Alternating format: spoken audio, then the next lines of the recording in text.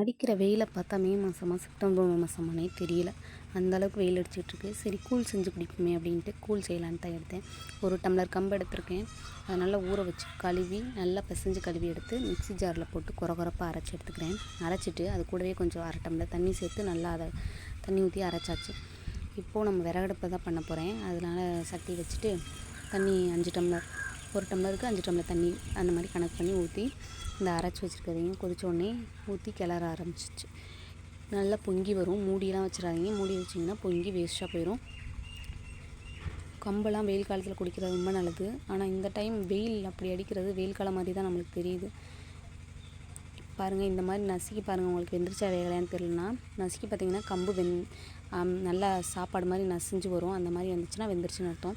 Night ஃபுல்லாக தண்ணி ஊற்றி ஊற வச்சாச்சு. அடுத்த நாள் காலையில் தயிர் சேர்த்து அது கூட கரைச்சி வெங்காயம் போட்டு குடிக்கலாம். நான் வெங்காயம் எதுவுமே போடாமல் பச்சை மிளகா வச்சு குடித்தோம்.